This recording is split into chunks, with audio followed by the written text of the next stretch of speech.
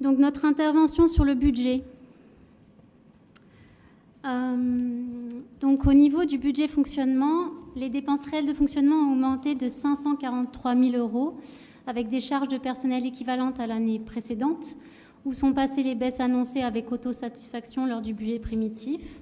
Vous annoncez que les charges justement de personnel sont stables, sauf que si on regarde en 2019, qui est l'année de référence, bien évidemment, les dépenses augmentent. L'année dernière, on nous disait que c'était les primes au Covid. Maintenant, effectivement, ça ne tient plus. Nos dépenses donc restent donc élevées. Vous dites qu'on fait pourtant des économies, mais celles-ci se font sur les habitants.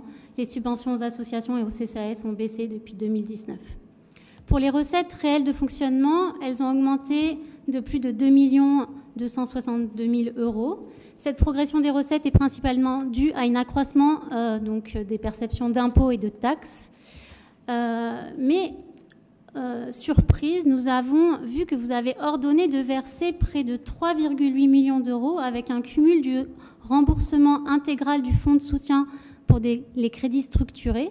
Alors normalement, c'est un fonds de soutien qui nous verse chaque année entre 400 et 500 000 euros. Donc là, en fait, on a versé pratiquement en recettes 7 ans et demi de recettes sur cette ligne. Nous avons demandé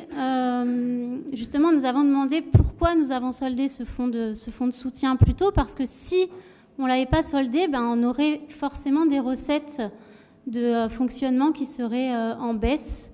Donc pourquoi avons-nous soldé ce fonds de soutien de 7 ans et demi cette année ? Vous connaissez sans doute l'adage, madame, qui paie ses dettes s'enrichit. On avait cette dette, on l'a acquittée. Alors cet élément-là, il remonte à 2016. Le fonds de soutien, il a été institué en 2016. Il a été mis en place de façon périodique, comme vous l'avez rappelé. Étant donné qu'on était parfaitement dans une situation financière qui permettait de le faire, il n'y avait pas de raison de tarder. On l'a fait et ça n'impacte absolument pas l'équilibre financier puisque celui-ci est excellent. On a près de 17 millions d'euros d'excédent budgétaire, je le rappelle. Donc ça ne servait à rien d'étaler sur la durée des choses à rembourser, d'autant plus que cela avait été prévu auparavant et donc tout avait été déjà provisionné pour le faire. Mais là, on nous a versé, en fait, c'est des recettes. C'est un fonds de soutien. C'est des recettes. On n'a pas remboursé quelque chose. On nous a reversé. C'est une contrepassation d'écriture qui correspond à un programme de remboursement qui avait été mis en place en 2016. Donc, ce sont principalement des écritures comptables. Ce n'est pas de l'argent qui a été versé comme ça. Je te verse un virement de compte. Ce n'est pas aussi simple que ça. D'accord. Au niveau du budget investissement, les dépenses réelles d'investissement ont baissé de 1,5 million, principalement par une baisse des investissements en équipement. Au niveau des recettes réelles d'investissement, dans le même temps, elles ont baissé de 7,5 millions d'euros. Alors certes, vous n'avez pas contracté d'emprunt en 2021, mais vous en avez contracté un de 3 millions en 2020. Si les recettes sont bonnes, c'est lié à la vente des actions de Sophia Antipolis Habitat.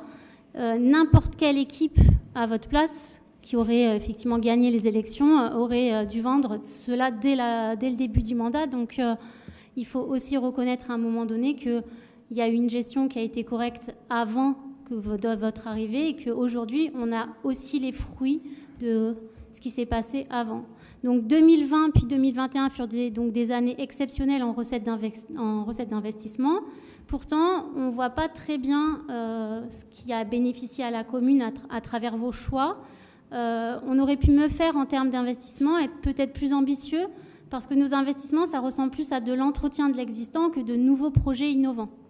Au niveau de la dette, vous targuez de rembourser. Bah oui, on rembourse tous nos emprunts. Voilà. Alors, je ne vais pas vous donner mes comptes bancaires, parce que ma vie privée, vous savez, vous avez toujours tendance à